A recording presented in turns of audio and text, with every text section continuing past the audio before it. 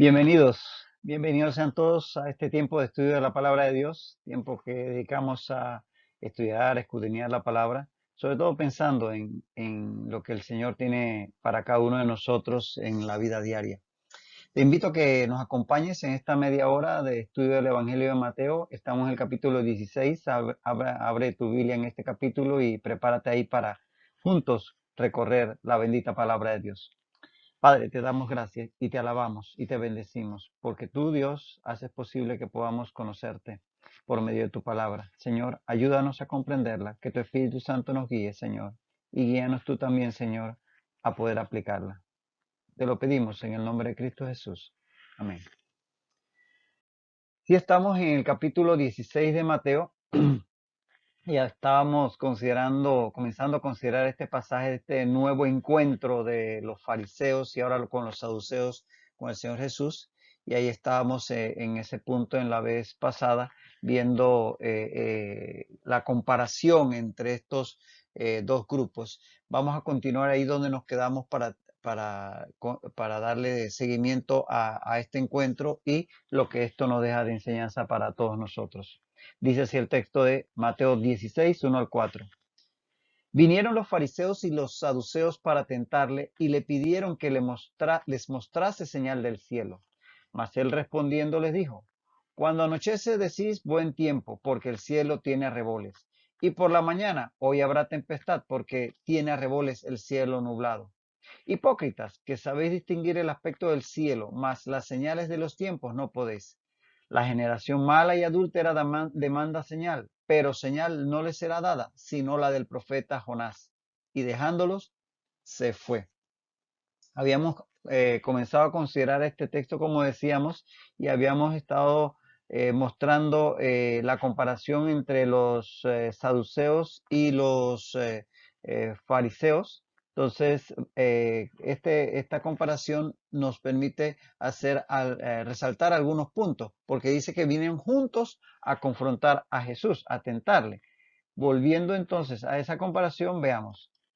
Este cuadro ya lo explicamos en la ocasión anterior, así que no vamos a volver a explicarlo, pero queremos, aprovechando el mismo, resaltar las diferencias que existían entre fariseos y saduceos. Como repito, ya en la ocasión anterior las vimos en detalle. Pero lo asombroso es que siendo tan opuestos, se unieran en contra de Jesús. Ya dijimos, los fariseos creían en la resurrección, en los ángeles, en los demonios, esperaban al Mesías, creían en la vida espiritual. Los saduceos no, para ellos solamente era lo concreto, lo práctico. Los fariseos, como decíamos, tenían toda la escritura como palabra de Dios y además le agregaban mandamiento tras mandamiento. Los saduceos nomás se limitaban a la Torá y obviaban todo mandamiento que habían agregado los escribas. Ya vimos eso, ya esto lo vimos la vez pasada, pero como decimos, es asombroso que siendo tan distantes unos de los otros, los fariseos muy legalistas, los saduceos muy liberales, los fariseos opuestos completamente a la injerencia de los extranjeros, los saduceos totalmente alineados con los romanos, que eran los gobernantes de la época para lograr las prebendas políticas y religiosas que tenían. Entonces, siendo tan opuestos, aquí se unen. Eso es lo asombroso. Y se unen porque se unen en contra de Jesús. Y ambos grupos, en realidad, lo que estaban viendo era peligrar su status quo debido a las enseñanzas y a la popularidad de Jesús. Como Jesús estaba siendo muy popular entre el pueblo y sus enseñanzas, como hemos visto, se levantaban para removerles todo el andamiaje religioso y de ritos, etcétera, que tenían ellos y que justificaba sus funciones. Ellos veían en Jesús una gran amenaza a su condición, a su modo de vida.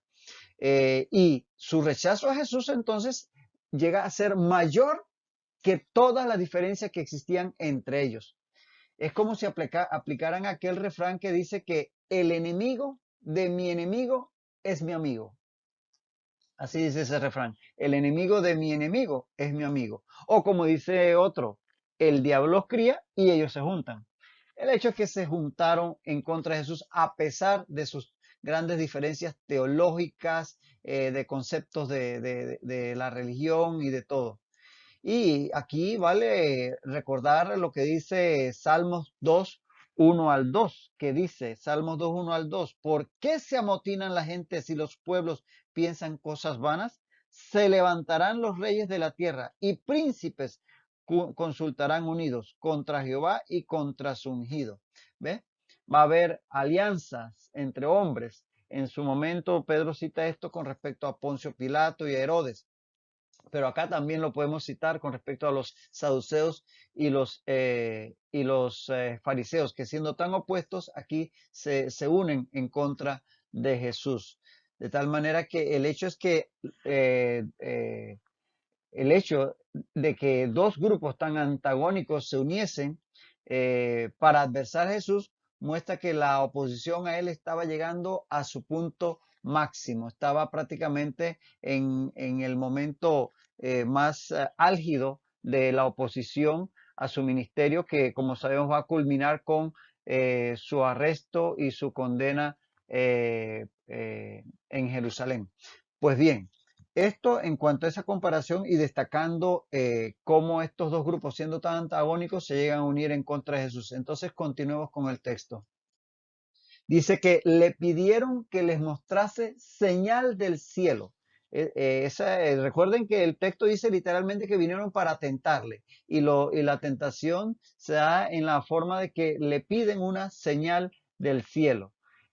Aquellos religiosos en sí no podían negar los milagros que hacía Jesús. Eran tan evidentes, eran tantos y tan evidentes, gente que era sanada, leprosos que eran limpiados, personas que no veían, resurrección de muertos, en fin, eran tantos que ellos no podían negarlo. Ellos no podían decir que era mentira, que Jesús no estaba haciendo milagros, porque era el pueblo entero lo había visto cómo él multiplicaba panes y peces y todo aquello. Entonces, ¿qué era lo que hacían? Trataban de desacreditarlo diciendo que los hacía por el poder de las tinieblas, como ya lo vimos en Mateo 12:24, donde decían que él echaba los demonios fuera por el poder de Belcebú. De tal manera que buscaban, obviamente, no decir que no hacía milagros, sino buscándole una explicación contraria, diciendo que era por el poder de las tinieblas. Ahora, no conformes con los muchos y grandes milagros que Jesús había realizado, ahora le piden que les muestre señal del cielo. O sea, no nos conformamos con que sane gente, que resucite gente, que multipliques alimentos, que calmes tempestades. Ahora queremos ver que hagas señales en los cielos. En realidad parece casi cómico, ¿no? Casi cómico cuando uno lo ve fríamente, pero ese era el planteamiento de este corazón endurecido de estos religiosos. ¿Y cuál sería la señal del cielo? ¿Cuál sería la señal del cielo? O sea, una señal que trastocara los cielos. Bueno, se trataría quizás que hiciese llover maná del cielo como Moisés, que todo ese pasaje de Éxodo 16 vemos cómo Dios a través de Moisés le dio maná a Israel. ¿Sería que querían eso? Que del cielo lloviera alimentos como en el tiempo de Moisés. ¿O será que querían que Jesús detuviese el sol y la luna, que no avanzasen como en el tiempo de Josué, como leemos allá en Josué 10, 12 al 14? Querían que hiciese un milagro de ese tipo, que el movimiento del sol y la luna se detuviese en la bóveda celeste. ¿O será que querían que las estrellas peleasen a favor de Israel, como declara el canto de Débora allá en el libro de Jueces, Débora y Barak, Jueces 5:20, que dice que las estrellas pelearon a favor de Israel, probablemente refiriéndose a los ángeles? Pero ¿será que querían algo como eso? ¿O será que querían que hiciese tronar, que hubiese truenos estruendosos que atemorizasen a los enemigos de Israel, como había sucedido con Samuel, cuando por medio de esa invocación a Dios hubo truenos en los cielos que espantaron, asustaron a los filisteos? ¿O será que querían que Jesús hiciese caer fuego del cielo, como hizo Elías allá cuando los profetas de Baal en el Monte Carmelo, que aparece allá en Primero de Reyes 18, 30 al 40? ¿Cuál será la señal que querían? Porque esta gente prácticamente no se satisfacían fácilmente, pero todos estos sucesos que narra el Antiguo Testamento se podrían tomar posibles señales del cielo a lo que ellos se referían, porque ellos no fueron específicos. Ellos simplemente dijeron, muéstranos señal del cielo. Así que lo que querían era algo así espectacular, fuegos artificiales espiritualmente. Entonces le pidieron esas señales del cielo. Pero el propósito de sus enemigos, como lo dice el mismo texto, era tentar a Jesús.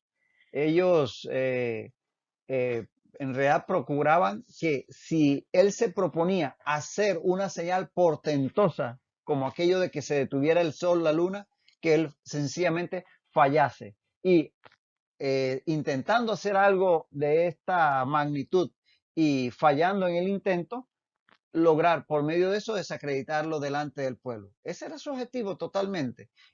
No era sencillamente que los convenciese para creer. Ellos ya estaban convencidos de que él no era el Mesías. Por tanto, lo que ellos querían era, como pensaban ellos en su mente, desenmascararlo, hacer ver que era un farsante. Y ese era el propósito. Pero seguramente, seguramente, hiciese lo que hiciese Jesús, no creerían en él. Sí, porque ellos, aunque Jesús hiciese cualquiera de estas señales, como las que mencionamos hace un momento, como ejemplos de señales en los cielos que se dieron en el Antiguo Testamento, aunque Jesús hiciera cualquiera de eso, ellos ya habían decidido no creer, porque no hay más ciego que el que no quiere ver. Si ya la persona decidió no creer, por más argumentos que tú le presentes, por más pruebas que tú le presentes, por más evidencias que tú le presentes, no lo va a hacer. Fíjate cómo hay textos que hablan de que esto iba a ocurrir, que había personas que no iban a creer. Lucas 2:34, Lucas 2:34 dice que los bendijo Simeón a José y María cuando iban a presentar al niño. Y dijo a su madre María, he aquí, este está puesto para caída y para levantamiento de muchos en Israel, y para señal que será contradicha. Es decir, estaba establecido ahí proféticamente. Simeón declara que Jesucristo va a ser contradecido. Él mismo y sus señales van a ser contradecidos. Por más que sean evidentes las señales, que tantos y tantos creyeron, pero se van a oponer de una forma tajante muchos como estos fariseos y saduceos. Y en Lucas 16:31 dice el texto, en Lucas 16:31, que en el caso de la historia de Lázaro, que va al seno de Abraham, y el rico que va al lugar de tormento. Entonces el rico le pide a Abraham que le permita ir, o que alguien vaya a avisarle a sus hermanos. Dice Abraham, si no oyen a Moisés y a los profetas, tampoco se persuadirán, aunque alguno se levante de los muertos. Es decir, que hay personas que pase lo que pase no van a creer. Es más, Jesucristo resucitó y hubo testimonio a tutiplén de que eso ocurrió, y aún así la mayoría de estos religiosos no creyeron. Así que ahí definitivamente que no había lugar para buscarle más pruebas para que ellos creyeran. Además, la máxima señal, la máxima prueba del cielo ya estaba delante de sus ojos. Ya había venido del cielo, ya estaba ante sus ojos, que era el propio Señor Jesús. Juan 1:9-11 dice muy claramente, Juan 1:9-11, aquella luz verdadera que alumbra a todo hombre venía a este mundo. En el mundo estaba, y el mundo por él fue hecho, pero el mundo no le conoció. A lo suyo vino, y los suyos no le recibieron. Ahí está. Estaba claro, era la luz, el creador de todo, y llega y se hace hombre y está delante de ellos, y ellos, siendo su pueblo, no le recibieron. De tal manera que esto de que iban a pedir una señal para así ya salir de duda, era pura pantalla, porque ellos en su corazón habían decidido no creer. Y como decíamos, cuando una persona decide no creer, por más pruebas que tú le muestres, no lo va a hacer. Es que esto de la fe no es un asunto de evidencia insuficiente, es un asunto del corazón, no es un asunto del intelecto. No es que intelectualmente no me satisfacen las pruebas, no, es asunto del corazón, es que yo he decidido creer o no creer. Y hoy hay muchos que dicen que creerían si Dios en Dios si viesen algún gran milagro ocurrir delante de ellos. Pero seguramente de darse, le buscarían cualquier explicación natural para no creer. Ah, no, esto fue porque aquí, en realidad ese se sanó porque en realidad no estaba enfermo, era un mal diagnóstico. No, en realidad hay cosas que se dan espontáneamente, el cuerpo mismo actúa, eso, y no creen en los milagros porque sencillamente han decidido no creer en Dios. Primero decidieron no creer en Dios y después entonces evalúan según esa preconcepción los hechos que tienen delante de sí. Obviamente ya ellos decidieron cuál iba a ser el resultado antes de que se le presentaran los hechos. Entonces no se trata de ver para creer, sino de creer para ver. No es ver para creer, sino creer para ver. Porque Hebreos declara que eh, en Hebreos 1:11:1, que es pues la fe, la certeza de lo que se espera, la convicción de lo que no se ve. Solo con ver a nuestro alrededor, es más, viendo nuestro propio cuerpo, vemos que por todos lados hay una evidencia de diseño. Y si hay diseño, tiene que haber habido un diseñador. En cada ley de la naturaleza, cada armonía en los movimientos de los astros, en el funcionamiento de nuestro propio cuerpo, en todas las constantes atómicas y la estabilidad de las partículas atómicas y subatómicas, todo el orden que encontramos en el universo, desde lo micro a lo macro, habla de un diseño y de un diseñador.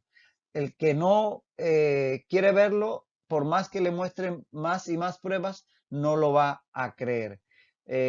Por eso decimos que no hay más ciego que el que no quiera ver. Y ese era el caso de estos escribas, estos fariseos y saduceos.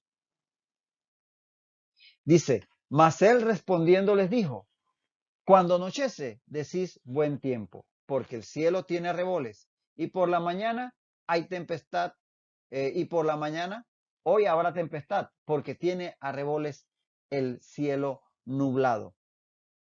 Antes de entrar en esta argumentación que les plantea el Señor Jesús, decir que la palabra arrebol, que quizás no es una palabra que hoy día utilizamos mucho, significa, es el color rojo de las nubes iluminadas por los rayos del sol.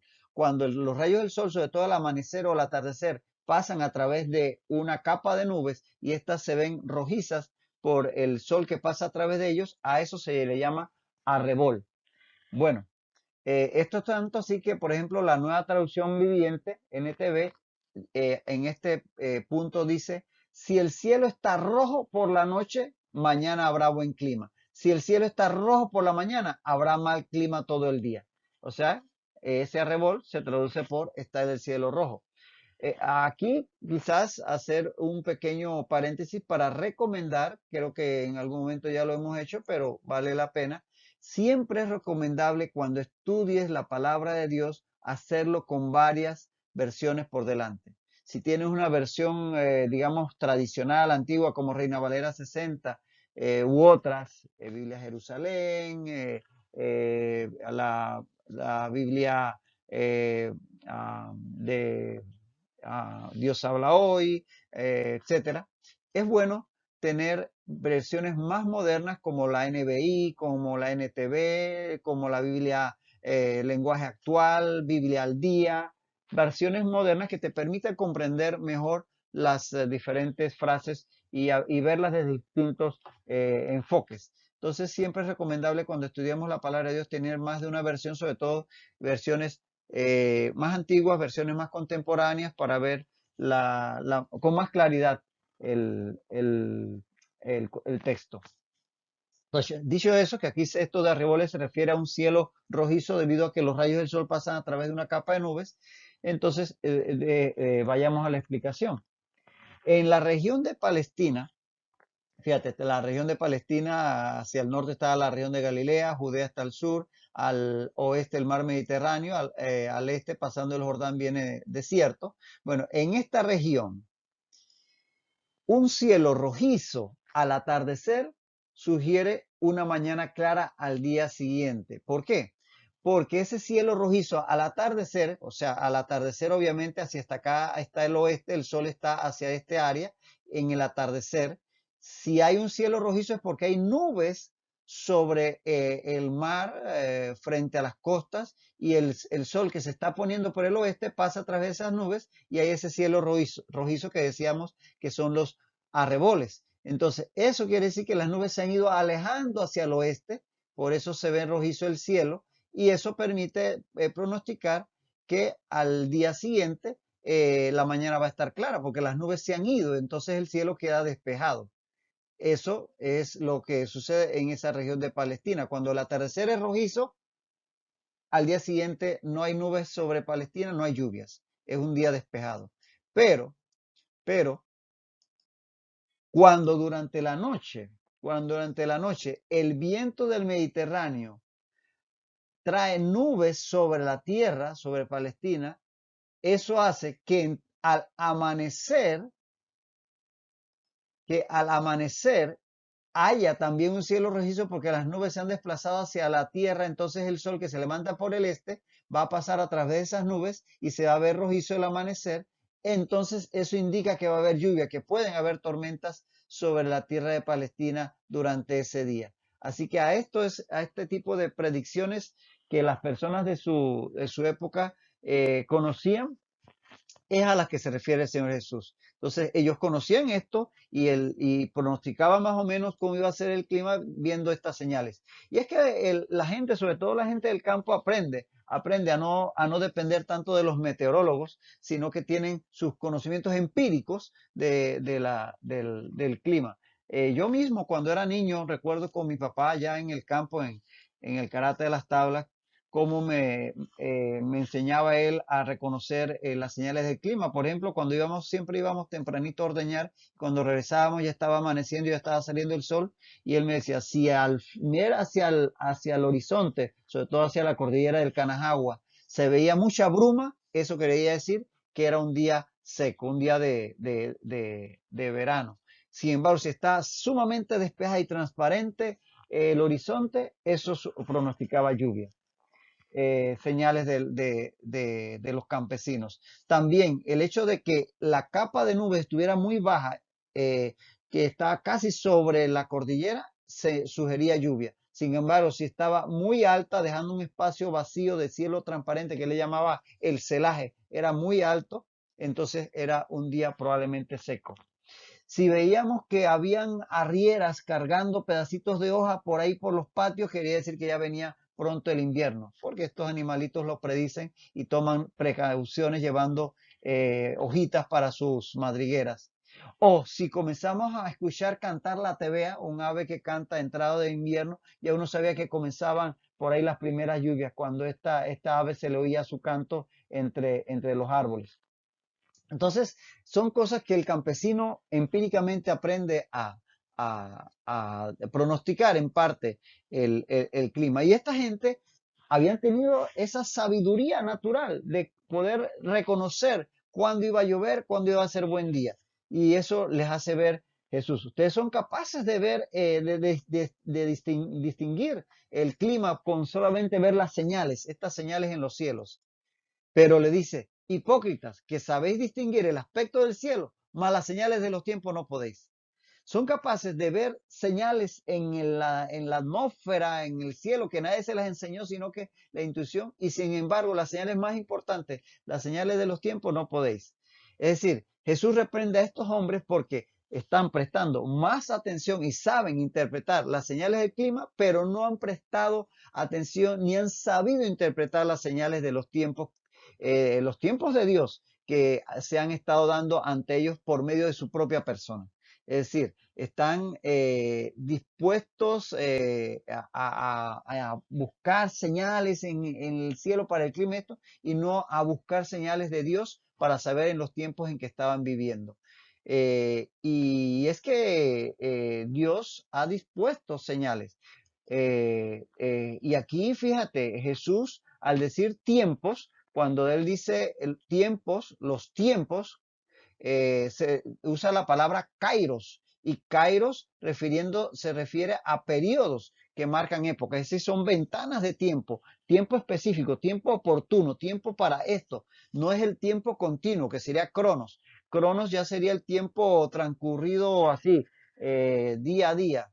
No, él no usa la palabra cronos, usa la palabra kairos. Es decir, las señales de los kairos no han podido reconocer. Porque como decíamos, Dios ha dispuesto hitos para marcar el desarrollo de su plan para su creación y para la humanidad en particular. Y a esas distintas etapas o economías, como le dicen en teología, se le llaman dispensaciones, es decir, administraciones de Dios que ha ido variando, no variando, pero que ha ido estableciendo pautas en diferentes épocas, en un tiempo la inocencia, el gobierno humano, la conciencia, la ley, y pues ahora, con la venida del Mesías, su muerte y resurrección, entonces va a marcar un cambio en la dispensación de la ley a la dispensación de la gracia. Esto estaba ocurriendo delante de estos religiosos que sabían distinguir las señales de los cielos, pero no estaban viendo las señales que estaban indicando un cambio en el plan de Dios, un cambio o un hito en esa nueva dispensación que se está desarrollando delante de sus ojos.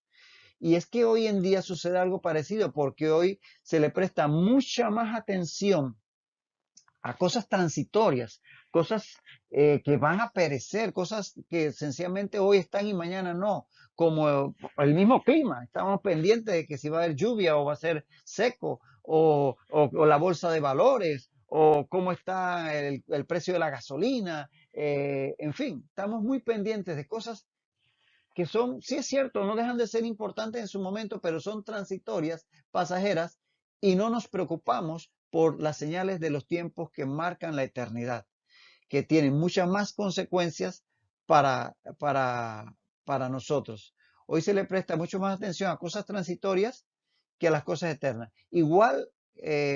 Igualmente, esta actitud va a acarrear profundas consecuencias para quienes vivan de esa manera, como le acarrió al pueblo de Israel el haber vivido, muchos de ellos, de espalda a los tiempos de Dios, como estos fariseos y estos saduceos. Al no reconocer los tiempos de Dios, eso les acarrió pérdidas terribles. En el año 70, el Imperio Romano acaba con Jerusalén, inicia la diáspora del pueblo de Israel, que va a ser esparcido por todo el imperio, y pues hasta el siglo XX no se volvieron a reencontrar con su territorio. De tal manera que el no reconocer los tiempos de Dios trae terribles consecuencias a aquellos que los ignoran.